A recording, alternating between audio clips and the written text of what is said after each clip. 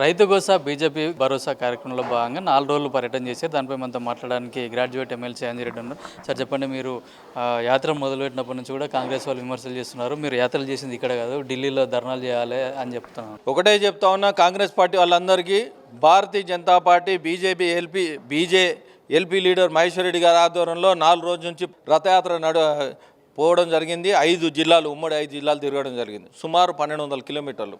ఎక్కడ రోడ్ల మీద పోయినా ధాన్యం ఉంది, కల్లాలో ధాన్యం ఉంది. మరి కల్లాలో ధాన్యం ఉన్నప్పుడు మా అన్న ఒక మాట అడిగారు, గాలి మోటార్ మీద కాదు కార్లలో తిరగండి, మీకు కనిపిస్తుంది రోడ్ల మీద ధాన్యాలు ఏవైతే ఉన్నాయో కనిపిస్తాయి, అది చూసైనా కొనండి.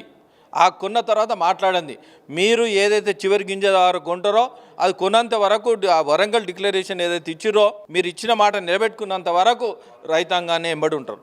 రైతులు ఒకటే డిమాండ్ చేస్తూ ఉన్నారు, మాకు ఏదైతే పండించిన పంట ఉంది, 6 నెలలు ఏదైతే పండించిన పంట ఉంది, 6 నెలల దాకా మాకు ఇబ్బంది ఏం లేదు. తీసుకొచ్చి ఎప్పుడైతే ఈ కళ్ళాల్లో పోసిరో ఏ రోజు కొంటారు, ఏ రోజు వర్షం వస్తుంది, ఏ రోజు దొంగతనం చేస్తారు. తర్వాత ఎండ గిట చూస్తే మ్యాచ్యూర్ 17% దాకా కొంటారు. ఒక్కో మ్యాచ్యూర్ చూస్తే 9-10 వాళ్ళకు ఇక్కడ తగ్గుతుంది, వేట్లో తగ్గుతుంది.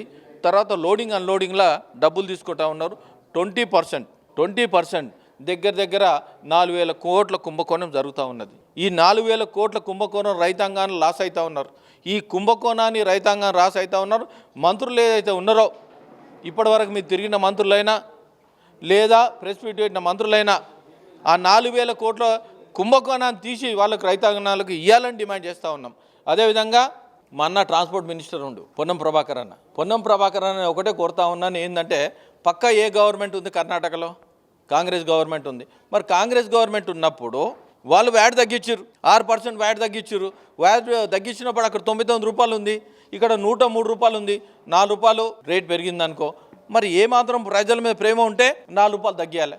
గతంలో ఎన్టీ రామారావు ఉన్నప్పుడు 1% సెస్ తీసుకోవడం జరిగింది. ఆ సెస్ అట్లనే కంటిన్యూ అవుతుంది.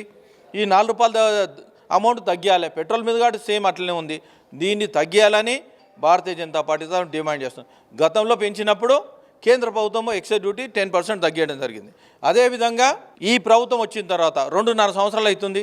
2.5 సంవత్సరాలు ఉన్న కళ్ళాలు చూస్తే ఎక్కడ సీసీ రోడ్లైనా సబాద్ మండలు వేసిన రోడ్లు, ఎందుకంటే దాని మీద వేసిన అనుకో వర్షం పడ్డా కిందికి వాటర్ పోతుంది. అదన్నే వేయండి, కనీసం రైతులను కాపాడండి. ఎందుకంటే జై జవాన్ జై కిసాన్ అంటారు. జవాన్ ఏందేమో దేశాన్ని కాపాడుతూ ఉంటారు బార్డర్ మీద ఉండి. ఈ జై కిసాన్ ఏంటంటే రైతులకు పంట పండించి ప్రతి ఒక్కరికి భోజనాలు పెడతా ఉంటారు. మనం తినే తిండి భోజనాలు పెడతా ఉంటారు. వాళ్ళు ఏ పార్టీకి సంబంధించిన కాదు, మనం భోజనం పెట్టే పార్టీ వాళ్ళకు. పండించి తిండి పెట్టే పార్టీ రైతన్నలు ఏ పార్టీ ఉన్నా కాపాడే బాధ్యత ప్రతి ఒక్కరు ఉంది. ఇచ్చిన మాట నిలబెట్టుకోవాలి. ఈ ఎవరైతే మంత్రులు ఉన్నారో, ముఖ్యమంత్రి గారు ఉన్నారో వాళ్ళు ఎందుకంటే 80% కొన్నా అన్నారు. ఇప్పుడు ఉత్తమ్ కుమార్ రెడ్డి గారు ఒకటే మాట అన్నారు, జూన్ 1 కల్లా అన్నీ క్లియర్ చేస్తున్నారు. జూన్ 1 తర్వాత అవతరణ దినోత్సవం 2వ తారీఖు ఉన్నది. దాని తర్వాత మళ్ళా మా యాత్ర ప్రారంభమవుతుంది. ఎక్కడైతే ఒడ్లు కొనుగోలు చేయలేరో, తడిసిన ధాన్యాన్ని కొంటా అంటారు, ఎక్కడ కొనుగోలు చేయలేరో ఆ యాత్ర కూడా మళ్ళీ పునఃప్రారంభం అవుతుందని తెలియజేస్తాం. బీజేపీ వాళ్ళకి మైక్లో అన్ని అబద్ధాలు మాట్లాడతామని చెప్పేసి కూడా మంత్రులు వ్యాఖ్యానించారు. మరి అబద్ధాలు మాట్లాడితే మీరు అందరూ ఎందుకు పోయారు? గాలి మోటార్ మీద ఎందుకు పెద్దపల్లి పోయారు, నల్గొండ పోయారు? ఇంకొకటి, మీ ఎమ్మెల్యేలే కళ్ళాలు తిరిగిన ఎమ్మెల్యేలు నాకు ఒక్కరు చూపించండి.